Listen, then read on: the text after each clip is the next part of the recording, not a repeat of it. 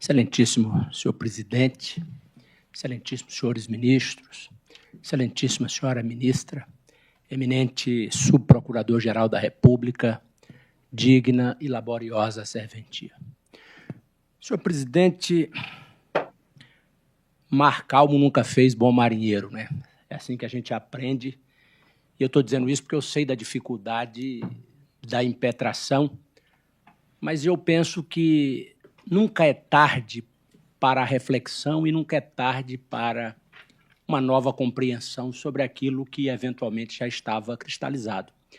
Eu me lembro com muita precisão que o Supremo Tribunal Federal passou 16 anos afirmando que o regime integralmente fechado nos crimes hediondos era constitucional. E numerosas foram as manifestações da defesa e da doutrina em sentido contrário, e um dia, numa tarde de quarta-feira, o Supremo, a meu juízo, evoluiu para dizer que o regime integralmente fechado era incompatível com a Constituição Federal de 88. Presente caso, como bem assinalou o eminente relator, não é? A impetração se volta contra acórdão da sexta turma, que deu pela incidência da súmula 608 na hipótese que envolve o paciente no primeiro grau de jurisdição. E aqui, presidente, me permita, eu penso que seja necessário um pequeno mapa do tempo para a compreensão do que nós estamos a dizer. Todos nós conhecemos a redação da súmula 608 Supremo. Diz a súmula: no crime de estupro praticado mediante violência real, a ação penal é pública e incondicionada. Muito bem. Qual foi a inspiração normativa dessa súmula? Nós temos aqui, presidente, o espelho da sessão de 1984, mais precisamente no dia 17 de outubro de 1984, quando a súmula foi aprovada.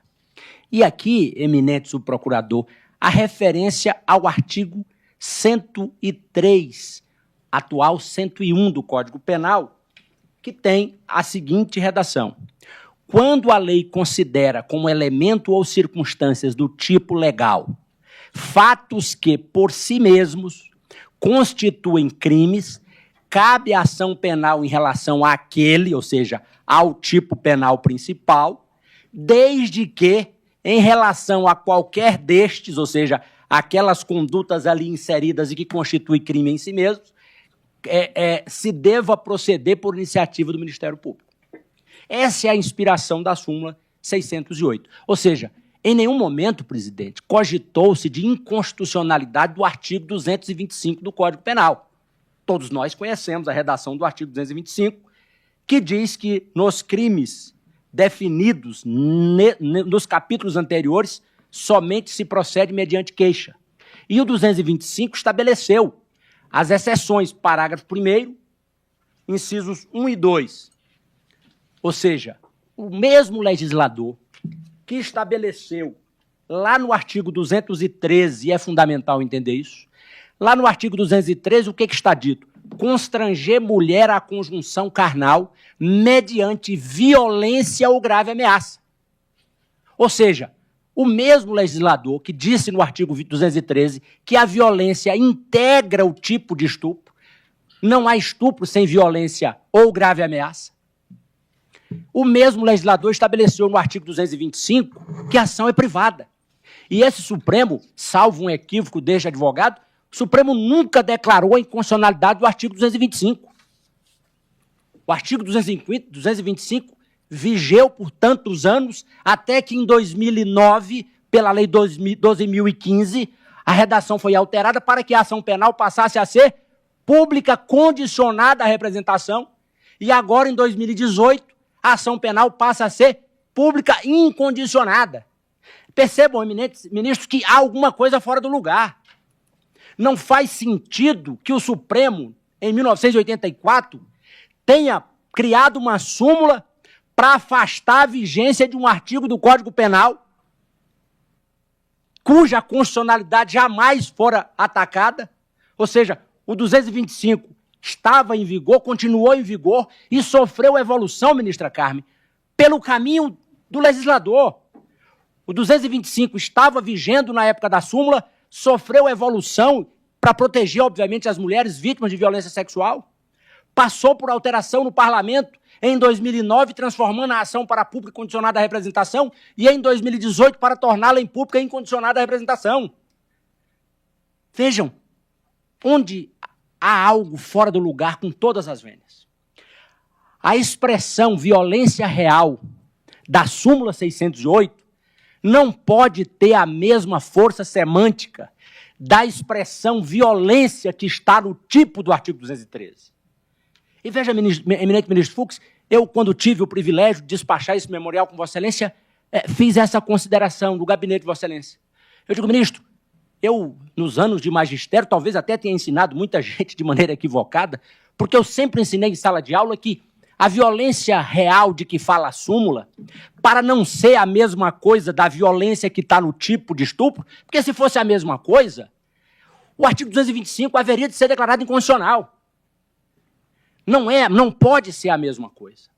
E eu dizia, a violência real de que trata a súmula, eminente ministro Alexandre, é aquela violência que transborda os limites do que seja necessário para a prática do estupro. Até porque é possível que haja violência física sem que haja lesão corporal. A violência física não necessariamente leva à lesão. E aí vejam, quando nós fazemos essa reflexão e voltamos para o artigo 101 do Código Penal, onde é que está o permissivo para que o Ministério Público possa agir de ofício sem representação? O permissivo está exatamente no conceito restrito de crime complexo adotado pelo artigo 101. O permissivo se dá exatamente quando há lesão. E aí, eminentes ministros, eu fiz o dever de casa. Eu fui pesquisar, eu fui nos acórdãos citados no espelho da aprovação da súmula, lá em 1984, eu fui nos precedentes citados, ou seja, os precedentes que significavam a sedimentação de um entendimento no âmbito do Supremo e que autorizaram a edição da súmula, porque a súmula, permitam-me a tautologia, não é? A súmula nada mais é do que a síntese daquilo que vem sendo decidido pelo tribunal ao longo do tempo. Então, o que estava sendo decidido? Qual era a base fática e jurídica que estava sendo cristalizada no âmbito do Supremo? Eu fui nos precedentes. Tenho aqui em mãos todos os precedentes que deram sustentação às súmulas, segundo o que consta do espelho. O acórdão, o HC, não, o recurso extraordinário 96474 do Paraná, lesões graves, ministros, lesões graves. O Supremo dizia, relatou laudo de lesão corporal com exame com lesão corporal grave contra a vítima. O segundo precedente, recurso em habeas corpus 53839, originando lesões corporais outras, só por si capazes de instaurar ação penal pública. Aplica-se o artigo 103 da época. Terceiro precedente, habeas corpus, petição em habeas corpus 57938. Aqui, talvez haja a expressão mais eloquente do que significou a edição da súmula. O Supremo Tribunal Federal, neste caso, de relatoria do eminente ministro Thompson Flores, diz assim: jurisprudência reiterada do Supremo Tribunal Federal de que o crime de estupro com violência real, sendo a lesão corporal, o eminente ministro Fux, olha o que dizia o precedente, sendo a lesão corporal elemento constitutivo do delito. Então nós só podemos entender que esta violência real de que trata a súmula é diferente daquela violência ordinária que sequer causa lesão, como é o caso dos autos. O caso dos autos, a denúncia diz que o acusado teria apenas segurado os braços da vítima para a prática do ato. Essa violência não produziu sequer lesão, ou seja, não há conduta típica, típica na estrutura do crime complexo, segundo a dicção do artigo 101 do Código Penal. Ou seja, o Ministério Público não teria aqui uma infração autônoma que lhe permitisse agir de ofício para suplantar o óbice do artigo 225. E vejam, presidente, eminente ministro Zanin, como eu disse antes, quer dizer, foi preciso que o Congresso legislasse. Em 2009, o Congresso transformou a ação penal em pública condicionada à representação. E aí nós já temos uma pedra no meio do caminho. Com a expressa dicção do legislador que a ação penal é pública condicionada à representação, poderia uma súmula de 84 sobrepor-se ao legislador agora em 2009 para dizer que a ação penal é pública incondicionada? Me parece que não. Em 2018, o legislador, mais uma vez, atento à sensibilidade do assunto, avançou mais e transformou a ação penal em pública incondicionada. Mas nós estamos tratando de um fato de 2017. Nós estamos tratando de um fato sob a vigência da Lei 12.015, que expressamente dizia, como ainda dizia, que agora não diz mais, né, que a ação penal era pública condicionada à representação. E vejam, nós temos um precedente da segunda turma, em 2018,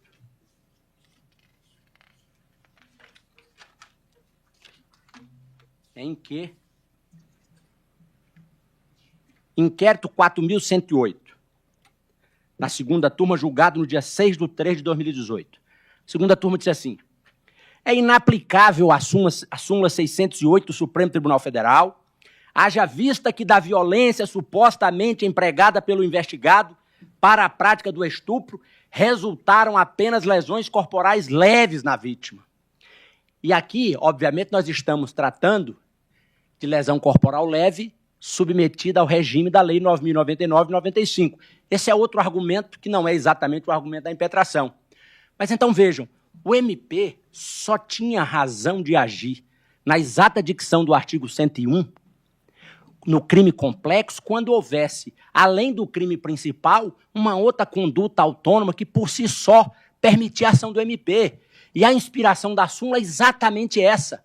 Na época, a lesão corporal sendo leve ou sendo grave, a iniciativa era do Ministério Público, né? Então, vejam, penso eu, com todas as vênias, não é, presidente, que a violência real de que trata a súmula, segundo os precedentes que lhe deram sustentação, todos os precedentes reconhecem a existência de lesão corporal.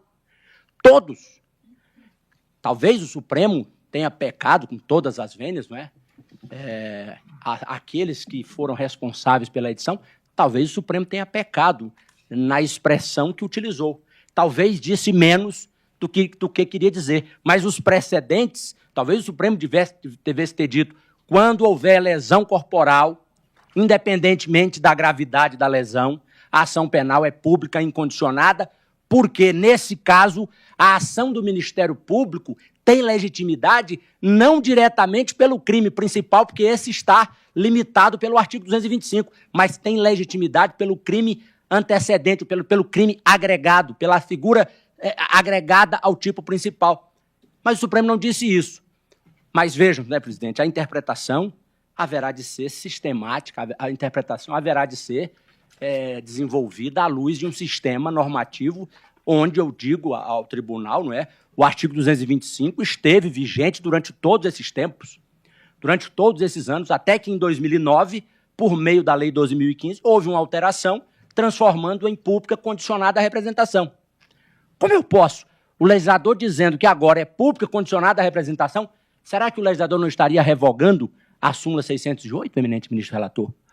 Porque o legislador fez uma opção. A primeira opção é de que era pública, de que era privada.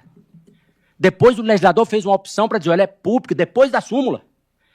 Eu preciso admitir, considerar a hipótese que o legislador conheceu a súmula, sabia da súmula, e expressamente o legislador disse que era pública condicionada à representação. Então, me parece que o caso, como eu disse, aparentemente é difícil, não é? Porque nós estamos falando de uma súmula de 1984 e que acabou sendo repetida ao longo dos anos, né? A violência real é pública incondicionada. A violência real é pública incondicionada. Mas o que significa mesmo violência real? Se a violência real é sinônimo daquela violência que está na estrutura do tipo do artigo 213, qual a razão de eu manter a vigência do artigo 225? Então, presidente, esse caso é um caso que me parece um momento oportuno, um momento adequado para... Até porque esse tema não tá superado no tempo, não é, presidente? Porque hoje penso que a súmula perdeu absolutamente a sua razão de ser, porque a ação agora é incondicionada por expressa disposição de lei. Então, não haverá nem consequências estatísticas nisso, mas é um momento oportuno para se revisitar esse tema com todas as vezes, presidente.